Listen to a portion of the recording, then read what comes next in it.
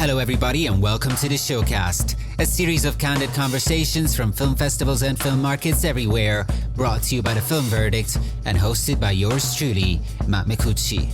In this episode, we continue our exclusive podcast coverage of the 2023 San Sebastián International Film Festival in Spain. Today we're taking a look at a truly remarkable work featured in the festival's new directors section, a feature debut in fact that's been making waves, Achilles. This evocative and subversive road movie is the brainchild of Iranian filmmaker Farhad Delaram, a Crystal Bear-winning talent. Join us as we embark on a journey of self-discovery with Delaram's semi-autobiographical film, where a young filmmaker in the throes of personal crisis takes a mental patient for a short ride, only to find it becomes a profound odyssey. Delaram candidly shares the challenges, including his own personal struggles, that shaped this cinematic gem. And stay tuned for an empowering story as he reflects on his path to this moment, post-Berlinale success, and the crisis that shaped his artistry. It's an episode you won't want to miss. So fire up on Audiotini and listen to the audio waves as they fly through the air. This is the Showcast. Farhad, welcome to the Showcast. Thank you very much for joining us. Thank you for the film to talk. It's a pleasure to meet you. You are presenting the film Achilles. And I just wanted to ask you as an icebreaker where the original inspiration for the story came from. Different things happened, but the first thing was 9 years ago, I was a cinema student and I had insomnia. So I started to work same job that my main character was doing. I was working a night shift in a hospital, and one night when I came back from the emergency room to my office, there was a woman who was sitting in the corner of my room, and she was somehow hiding. She didn't have ordinary clothes and she didn't have patient clothes, but she had some kind of uniform. And her wrist was, she had some wound and she was desperate. So I just helped her with some water and food, but she didn't take it. Then they called me to emergency room. I went back, and when I came back to the office, she wasn't there. Then there was the chaos, started in the whole hospital in the midnight. So then I heard she was a prisoner, and they brought her and some other women prisoner, to this hospital to do something, some examine, I don't know. And she ran away from emergency room and she was hiding in my room. Later, 20 minutes, I heard they arrested her when she wants to escape from the hospital. So they called me from emergency room. I went because this was the job like in the film. I went there and the patient was the same woman, and she injured her, ankle. I was, installing or putting this ankle brace, and she looked at me, and this face, these eyes sticked in my mind, and I don't know if she was a political prisoner or not. She was a prisoner. And it stuck in my mind for several years. And like in the film, in the last sequence of the film, when the main character starts to zoom at the picture to her eyes. So I had these eyes in my mind. Then in 2019, when I won Berlinale for short films. With tattoo, right? Yes, with tattoo. I quit filmmaking. Not because of economical or pressure, these kind of things. I quit it because I was thinking I can't do anything with my art. Not affecting, not to society, people, why I'm doing this. So I can do other things. I can work as an engineer or something else, I don't know. So I quit filmmaking, but demonstration started in Iran. And I started to write Achilles to just cure this feeling for myself that I can do something. So I started to write about an artist, filmmaker who just thinks he can't do anything, and he just see these eyes that I saw 9 years ago. I'm sorry, but I'm curious about one thing you said. You win the Silver Bear, Yeah, Crystal Bear for sure. Crystal Bear, yes, Yeah. and then you decide to Quit. quit. Yeah. That's incredible. What happened there in that time? So, like in the films or in the novels, I was in the festival and nobody was talking about the art of cinema. And they were talking about the political aspects of the film. So, as an artist, how I can live in Iran, how I can grow up in Iran, I can close my eyes to what's happening. So, I'm making this kind of films, but I'm making by my heart. I believe it. Some people maybe they don't believe it, but I'm making from my bottom of my heart.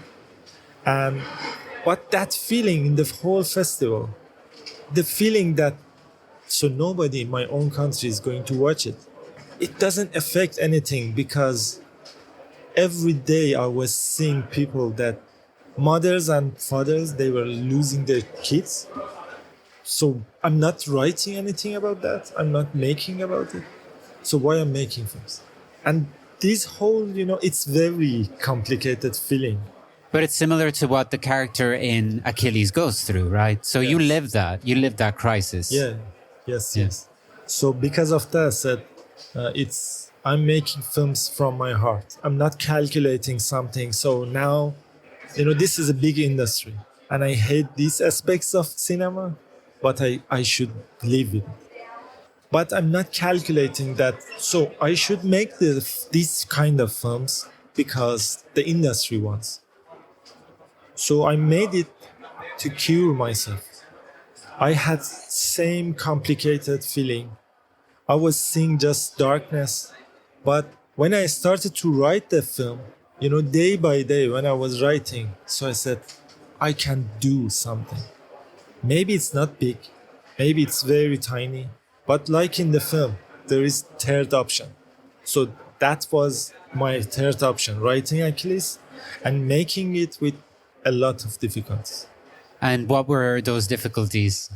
So first of all, the cinema in Iran is not working like I lived some years in Europe, so it's not working like that.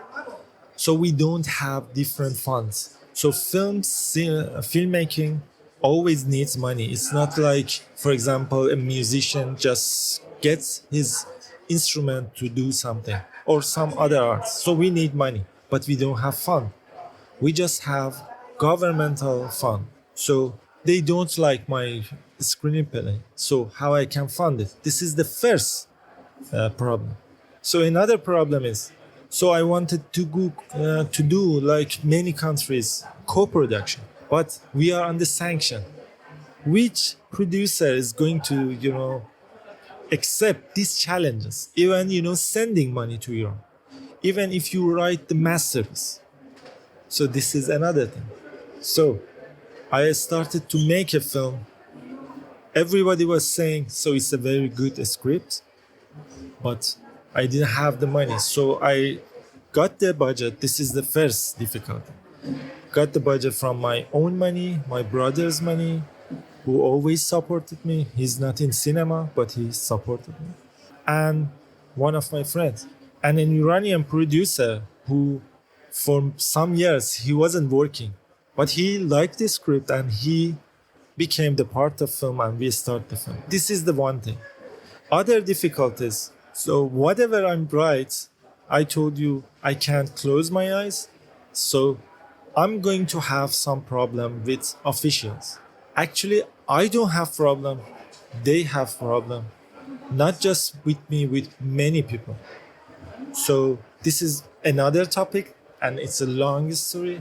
And because of some reasons, I can't say the details. You don't want to get into it. And I totally understand the difficulties in that side of things.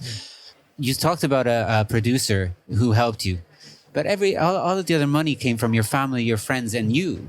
So that is, to me, a passion. right? Yeah. That's great passion. But the producer, what did he like about the script? So we should ask him because You don't know. no, actually I asked him because he's a very tough guy, and actually he's very artist. He is a editor and writer, Right. and he's really tough because he's not that kind of people who just says, even if loves it, he's not going to tell you. But you can understand. Actually, I gave him without any hope because he knew me since I was 16, because I started to write when I was 16. And What did you write about when you were 16? so actually it's very funny, but the first thing I wrote, it was about, we have a military, foresight military. You should go, the men should go after they became 18. Yes, I understand. Yes. So my brother had something happened to him in this military, and 70 people they injured because of one explosion in this military thing, and my brother injured too, and he's even now he has this I don't know how they call it in English, but something from bullets. A splinter from a bullet, something like that. Yeah. So he has it on his back of his heart, and it's there because doctor said you should live with it. And one person died in this incident, and nobody talked about it. And now it's almost 20 years, 19 years. And that time, the first time, I just pointed this and I started to write about it. Of course, I wrote it very amateurly. But when I was 20, again, I rewrote this script with the help of my teacher. And this was the first script that banned in Iran from me. Really? Yeah. First time that I encountered with censorship, because so that time when you were young, you thinking you're the center of the world of cinema. You are the most talented in the world. Yeah. But then you just stop from the first step. So this was that, So immediately you run into trouble. Yeah. But so you turned it into a script right away, or did you write it as a short story and later somebody told you that maybe this would be a good idea for a screenplay? No, first I wrote it when I was 16, Yeah. I already had some gray hair. Okay. Some, not this much. It's a sign of wisdom. Yeah. So I just want to think about like this, but so since I was 14, I was writing stories, but very, again, amateur. And actually, the first story I wrote, it was very look like. Did you watch the Stranger Than Fiction, Mark Forster film? Stranger Than Fiction. It's a comedy film, but very good. Yes, I have. Yes. So I wrote it very look like that. I have the papers, but not comedy. I just wrote 2 comedies, and I'm not going to write any comedies because the biggest problem I had, it was with the comedy. So. Oh yeah. So people are very afraid of comedies. Yeah. Humor is very powerful and scary to some. So that time when I was 16, I wrote it, yes, as a short story, but then I started to learn screenplay writing. I won a competition for a screenplay that we had in Iran, but they didn't accept me because I was underage. But because of gray hair, so my friend who knew Photoshop that time, he changed my ID, so they accepted me. And I went to just learn from a special, there was a teacher who was a filmmaker, Iranian filmmaker, Parviz Shahbazi, because I wanted to learn from him because of one film that he made. So Deep Brief. When I was a teenager, I watched this film 10 times in cinema. What was the film called? Deep Brief. Deep Breath. Yes. So I wanted to learn from him, but he didn't come to teach us from the beginning. Yeah. And so from there on, you wanted to become a filmmaker. Since I was child, I wanted to become filmmaker and not actor, not at all. I hate to be in front of camera. In front of the camera. Yeah, even now they taking some pictures.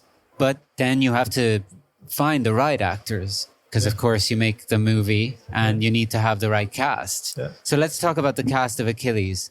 Bekdok Balyan Yeah, is not here. She was supposed to be here. Unfortunately, she's not here. yeah. But she's amazing. But just, and this is not your first collaboration together. No. I really like to work with, to have a repetitive collaboration. Why is that? Because those people, they know I'm crazy about cinema. So even in the middle of shooting, I'm going to cry.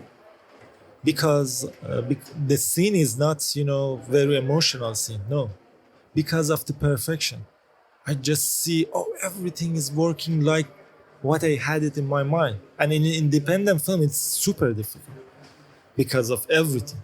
So this collaboration, it's much easier. They know me. They know me. Sometimes I become, very angry. And sometimes I can't, explain it even in my own, mother language. So, for example, my DOP, we work 4 times. 3 short films, and this is the feature film. If I can make another film, we will work it again. And with Bekdok, this is the 2nd time. We worked in a short film, Tattoo. And actually, everybody who saw the film, they always say, who is she? So, yeah, Bekdok, we had this collaboration before, but not with Micucci. Micucci was the first time.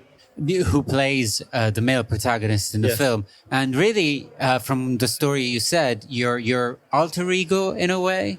So was it particularly difficult to find a male protagonist for this movie since he was playing something that you yourself experienced in a way? Yeah, actually, about the main actor, the protagonist, it was I think 1.5 years it took for me to find. I don't want to use new face because Micucci is not new face. For some people, maybe it's new, but it's not new. But I wanted some freshness in the actor, and I wanted somebody who has some in common with the main actor and with me. And another thing, I wanted somebody who has roots in the northwest of Iran, who they talking Turkish, Azeri. So he had all of these things. And he's a great theater actor and director. And he's writing too. And he's thinking too much, like the main character. And he's caring about his society. He's caring about what's happening. So for me, working with him, and now they're not here, but maybe he's not going to hear, but I'm really, really enjoyed working with him, and I hope we could work again, and I hope he can continue, because artists like us, it's super difficult. Maybe today we are here, everybody wants to talk with us, everybody wants to watch the film in the festival, but maybe we can continue. Like him, he choose his films very carefully. So a lot of people told us from Iranian cinema, Micucci told 20 no's after he got the success in one film, 2 months, 4 years ago. And actually I watched that film and I said, who is he? He got nominated in every prize in Iran. But after that, he told me a lot of, scripts, they sent it to him. And he said no. Not because he didn't, need it as an actor and as a person. Because he said, I didn't like the character. You don't want to take up a role just because somebody tells you it's the right role for your career. So you got to respect somebody who has that integrity, Yeah. And it sounds like somebody that has that integrity is someone you would like to work with too, because of what you told me. Earlier, you said that you have a tendency to, let's say, cry when you feel that a moment is perfect. Did it happen during the filming of Achilles? And if Yes. so, are you happy to share with us when it happened? Yes, it happened, and actually, don't say it to anybody. But if Now be careful, it's a podcast. No, it's the ending. even today, in premiere happened. So because it was a huge cinema, watching with people, and on the biggest screen, I said, "Oh, it's perfect." There was a scene that happened, but during shooting, yes, it happened several times. If I want to name one, there is a sea scene, beach scene, Right. and we didn't have that much, time because we are independent filmmaking. But I wanted the golden time, and the golden time in the early morning in Iran, we just have 7 minutes. It's not like North Europe. The golden time. Yeah, the time that you have the light on the sky, but you don't see the, sun, and it has some red in the blue. And we had a steady cam, and a steady cam should go to the water, and it was, very sleepy. Is it? Slippery? Yeah, slippery. Yeah, slippery. So we were independent, and I wanted some moonlight, something like moonlight too. So we tried many times with the actors, and we had 7 minutes. And everybody was telling me, so you should change your camera movement or something else. I said, no, we can do it. We started to record. So the first, try. And the first try, it happened. And it was perfect. And everybody started to clap, but I just left the set because I started to cry. Sounds like a powerful moment, all right. That's really, it's one of those moments maybe that makes it all worthwhile, right? Yes. Yeah. So, but before we started recording, you were telling me that this is not your first time in San Sebastián. This is your second time, I guess? The first time you were here with the script of this movie. Yes. And now the movie is screening in the main competition. Yeah. How does it feel? I mean, that's got to be an amazing feeling. Let me tell you about the time I heard about the news of acceptance in the San Sebastián. I was in Iran. I went back Iran to live there, and I was really desperate, depressed. I said nobody is going to like this film. So then I got the news. So they accepted in San Sebastián, and in same day we had the news from Toronto and San Sebastián. Toronto is a very good festival, big, huge. But San Sebastián, I had some, the backstory. So in 2021, when I was in an art residency in Berlin, I was writing this script, and I had the third draft because I wrote this script 21 times. Because at the first ones, it was 3.5 hours. I got in contact with some producer that they're going to come to festival. I'm not going to name them. There was two, and I got funded by art residency to come here. Before that, I knew a San Sebastián Film Festival because I'm a cinephile. So every year we just follow which film from which festival we should watch. And I had an appointment, and actually I was very, I was ready. I had PowerPoint, I had some mood board, everything. I'm very okay to hear no because I heard no many times. But I made a short film. In my opinion, that was the best short film I made. But I heard 114 no. But From different film festivals when you tried to enter it, yeah. But they told me no in a very bad way.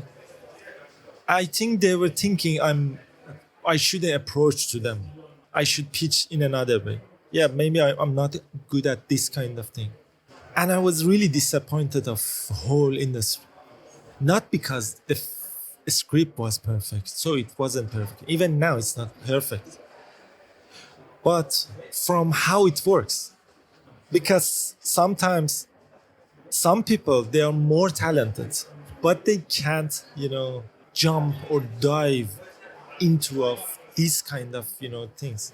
So like many times, I said, let's forget about the industry. Let's just watch a film. This is a big festival. And the same day, it's not a story, but same night at 10:30 p.m. I watched a film, and it was Corona time. Half of the cinema was empty, and it was the late night. I started to watch 3 hours film, and I loved the film. And it was Drive My Car by Hamaguchi. Oh, yes. Yeah. And it was a road movie. So my film has it's somehow road movie. Absolutely, yeah. And I came out, it was 1:30 a.m., midnight, and it was Corona. Nobody was speaking English because people didn't come. And I couldn't find somebody, to talk. So I sat on the, in the beach, on the beach. So then I promised myself, I'm going to make this film without any fund, without any these kind of things. And maybe it's going to be my first and last feature film. But I'm going to do it because this is the personal film and this story should be, told. And I'm going to be in this festival in 2 years. And when I heard it, I heard 114 no, but now I heard this yes. So from this, maybe two cinema students, they're going to hear this podcast. I'm going to tell them, don't be disappointed when you hear no's. And I know it's very cliche, but just continue. So now you have to continue as well. This is not going to be your last film, right? Because you said, but I'm certain that you've got other plans, right, for the future. Anything you'd like to share with us? I'm always writing. I love to write. So if they pay me very good, I will just write. And if I can find a director who's not going to ruin the script, because I wrote several short films and they ruined it. I was writing midnight, they were shooting in the day. So, wow, that sounds Roger Corman, the American director who used to make movies in one day. It sounds like that. Very intense. So I have several ready scripts, but I don't want to shoot them because this is not the thing that now I have it in my heart and in my mind. So again, I want to do something because it really needs, now we need it. Now I'm in the writing process, and actually I was in Toronto Film Festival, now I'm here, but every day I'm just 3-4 hours, I'm just dedicating to writing, to get funded so I can continue and I can hopefully make it. And are you able to do that every day, be consistent with the writing? Almost, yes. Yeah. And a lot of people says you are workaholic, but it's not work. It's a passion. It's really passion. I guess it's also work in a way, right? But if you're passionate about your work, that's got to be worth it in more ways than one. Yeah. Well, Farhad, it's been amazing chatting with you. Thank you for your generous answers too. It's been a really terrific conversation. Thank you very much, and I congratulate you on Achilles. Wonderful story and a wonderful film. Thanks a lot. Thank you, and thank you for your questions. That it really give me some hope because it was very cinematic, and it comes from a person that likes cinema, loves cinema.